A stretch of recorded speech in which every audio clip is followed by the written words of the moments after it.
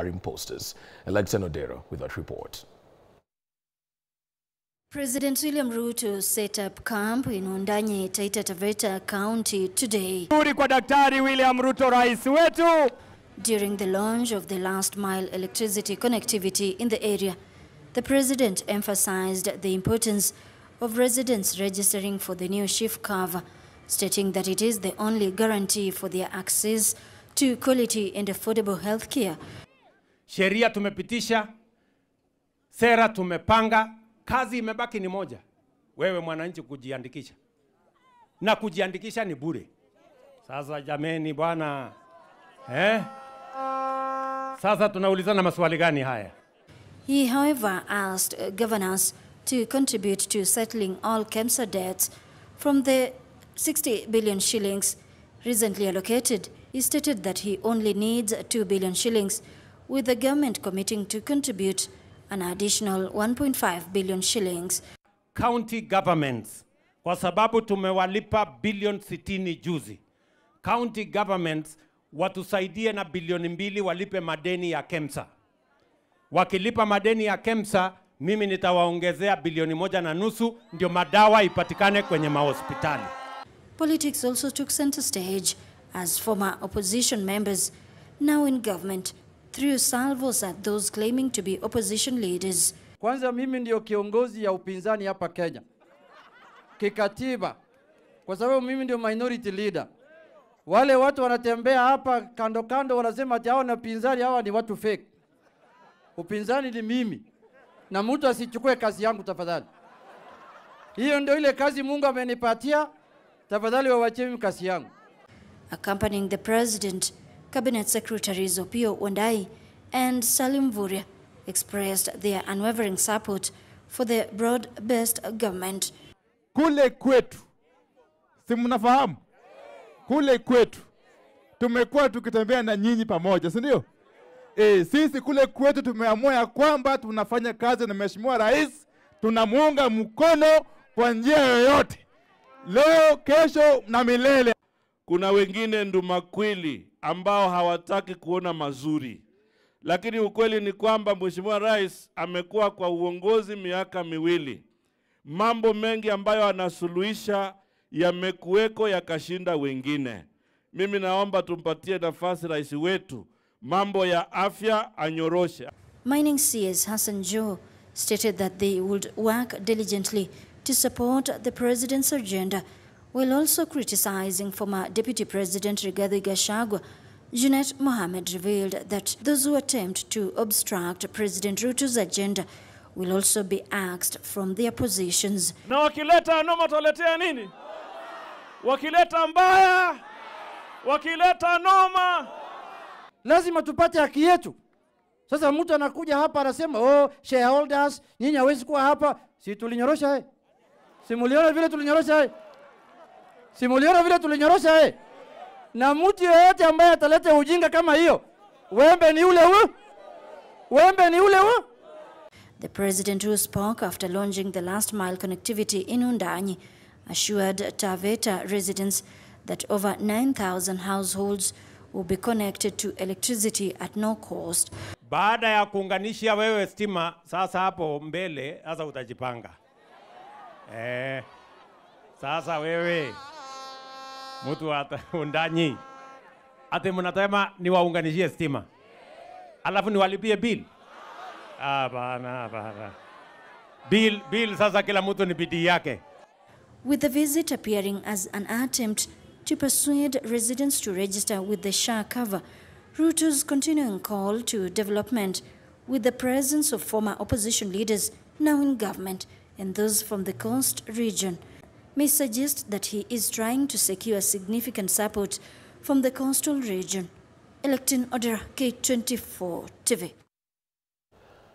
The government has directed the closure of boarding sections of 348 public and private primary schools for failing to meet safety standards.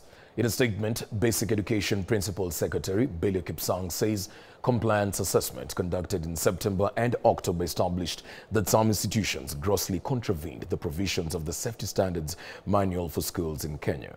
The government ordered the nationwide compliance assessment after a dormitory fire at the Endarasha Hillside Academy in Nyeri County on the night of 5th September which claimed the lives of 21 boys. Come January next year, thousands of boarding students in Kenyan primary schools will be left staring in the cold after the government ordered the closure of 348 boarding public and private primary schools for failing to meet safety standards. In a statement, Education Principal Secretary Belio Kipsang says that a compliance assessment conducted in September and October established that some institutions contravened the provisions of the 2008 Safety Standard Manuals for schools in Kenya. The schools also failed to adhere to the standards as prescribed in the registration guidelines for basic education institutions of 2021 and were consequently not approved to host boarding learners. In the circular dated November 27, Kipsang directed regional, county and sub-county directors of education to ensure the affected schools did not reopen their boarding sections come January 6, 2025 at the onset of Term 1. Kipsang says the education directors should ensure parents of the affected schools are informed in good time about the development for them to make alternative arrangements for their children. The government ordered the nationwide compliance assessment after a dormitory fire at the Endarasha Hillside Academy in Nyeri County on the night of the 5th September, a fire that claimed the lives of 21 pupils. The assessment found that some boarding schools are not registered and were operating illegally. Some were found to be using triple-decker beds made of wood and are not properly spaced with 2-meter pathways. The audit also found that dormitories in some of the schools have grills on the windows, single exits, and doors that opened inwards. This makes the escape of learners in the event of a disaster like fire hard or impossible. The team also found that some schools had repurposed dining halls, classrooms, and workshops as dormitories without authorization. Some of the schools were also found not to have sick bays or even qualified nurses, with others failing to provide treated drinking water for learners. Honorable members, I now propose... Some also did not have patrons or wardens for boys' dormitories, while some had admitted boarders who were in pre-primary level, contrary to set guidelines. Ian Kitani, K24 TV, Nairobi. 5 mourners have been killed at Miritini in Jomvu constituency, Mombasa County, after a perimeter wall collapsed on them while they were seeking shelter against a heavy downpour in the area. Among the 5 victims is a 4-month-old baby who was with her mother when tragedy struck. Boniface Msangi with the chilling details. It was during the final journey from Chogo Govolo in Miritini, Mombasa County, when the event turned tragic after a perimeter wall collapsed on mourners seeking refuge near the wall following a heavy downpour in the area. Police officers from Maganda Police Station and Mombasa County Disaster Management Unit rushed to the scene where they rescued 3 who are currently recuperating at Portrees Hospital in critical condition. Mvua kuzidi ndo tayari ukuta watu wakawa wameenda kujiziba hiyo mvua kwenye ule ukuta. Ndo ukuta tayari na ukashuka wote tayari hapo. Mtoto amvunjika mkono mara 3 na huyo mama amvunjika sehemu za kiuno huku chini na kichwa, na kuna mvulana pia na huyo jamaa mwingine amvunjika kabisa huku kwa kiuno nyuma. According to Mombasa County Chief Fire Officer Ibrahim Basafa and County Road CEC Daniel Manyala, 4 of the victims died on the spot, while a 5th succumbed to injuries shortly after arriving at Jomvu Clinic. Nafikiri hii ni onyo kwa wale wote wenye wanaofanya ujenzi kama hizi bila kupata taratibu. Maana tunavyoona hapa ni kuna sehemu ziliongezwa tu juu. iliongezwa juu, sehemu zingine ni refu kushinda sehemu zingine, na labda hii ndio imechangia ukuta ikawa ni haiwezi kustamili. The victims, including 4 women, a man and a minor. Residents living near the perimeter wall have expressed fear, calling the county government to bring down the entire wall to protect against such incidents. Nyuma wiki kama za kuhesabu ama miezi ya kuhesabu, hii ukuta hapa ndani iliumiza watu. Nadhani kuna watu mpaka saa hii wako hali mbaya, wako ICU. Kuna watu wamevunjika spinal cord, wengine wamevunjika meno, na mpaka saa hii county walikuja hapa waka access. Kwa nini wasenge access kuta wote nzima yote hii? The bodies of the victims have been moved to Coast General Hospital where they await post-mortem examination. Bonfas Msangi, K24, Mombasa. The government has announced that the Jomo Kenyatta International Airport facelift tendering process will now be competitive, allowing bidders to submit their proposals, a move which shifts from the initial privately initiated proposal by Adani. According to the National Treasury, the fiscal space does not allow the funding of the project to be drawn from the budget, and moving forward, public-private partnerships will be the new norm to realize development. As Joel Chachana reports, the Public Accounts Committee of the National Assembly, however, insists that the public must be involved during such multi-billion development projects. National Treasury Capacity Strengthening Project. Following the cancellation of the Adani deals in the energy sector and the Jomo Kenyatta International Airport facelift, the government is still insisting on the need to have the projects done. Modernization of JKI requires $2 billion. And it has lagged behind in investment for over 10 years. When it was designed in 1978, it was designed for about 7 million passengers, cargo and passengers. But now we are over almost 9 million traffic going through that airport. And we are strategic. It's a strategic hub. Kenya is the hub to the region. So it is important we modernize. Treasury Principal Secretary Chris Kipto has now announced a shift from how the JKA uplift was approached, opening the bidding to the private sector from the initial privately initiated proposal by Adani. And we cannot raise money through the budget to build that airport. PPP is the way to go.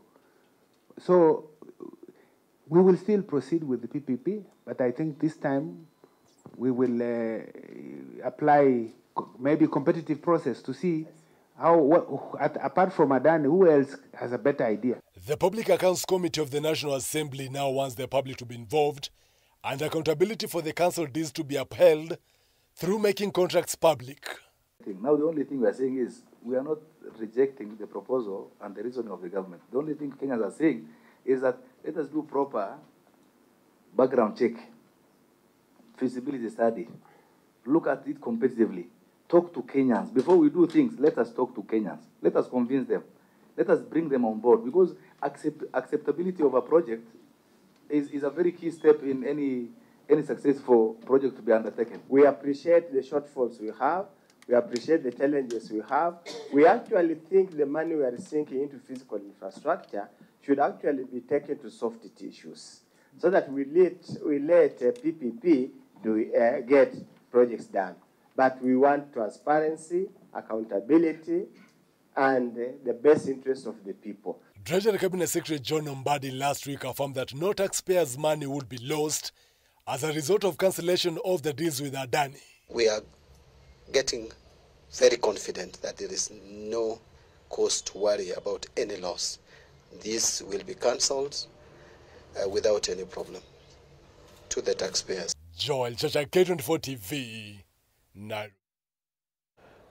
The Ministry of Health is pushing to have a new digital records filing system in place. We'll be having that update in just a short while. At this point, let's take a short break. We'll be back with more in a short while.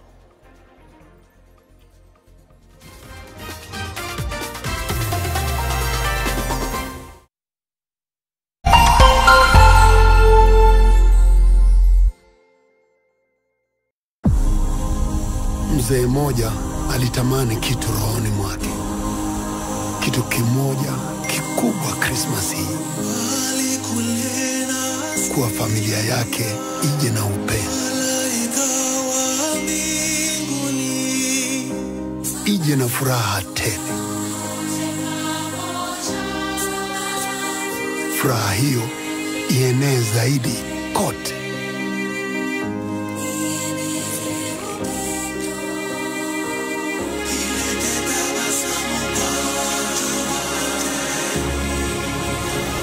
Ilete tabasamu ya Krismasi kwa wote.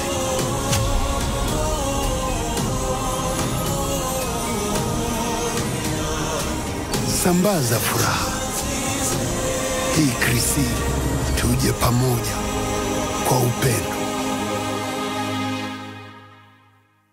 As the sun rises, so do we, as we trust it to rise and set without any worries interrupting your day. StarTime's home solar solution with solar panels, hybrid inverter, and lithium battery, powering your prosperity and happier life, empowering you to do the things that really matter.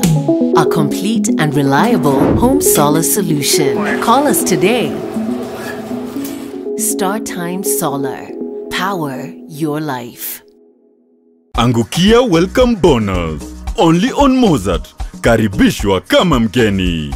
Register now on mozartbet.co.ke to angukia free bets under free spins bonanza. Kuwa mshindi. Mozart Bet.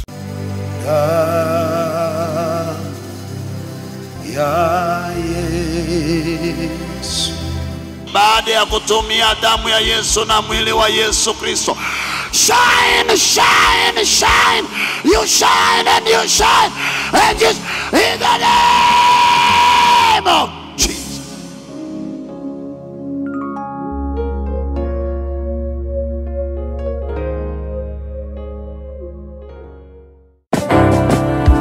I will love you without condition. Oh yeah, Nairobi, Kenya comes alive on the 7th of December 2024. At SK, the Dome Jamhuri Park Showground from 7 p.m. as the sensational Registar Etana will be performing live at the Good Vibes Festival. Tickets are now available at ticketyetu.com. Advanced regular tickets are going for 2,000 and 2,500 shillings at the gate. Advanced VIP tickets are going for 4,000 shillings and 5,000 at the gate, while VVIP tickets are going for 6,000 and 8,000 Kenyan shillings at the gate. Ingia, ticket yetu na ushike tiko yako leo.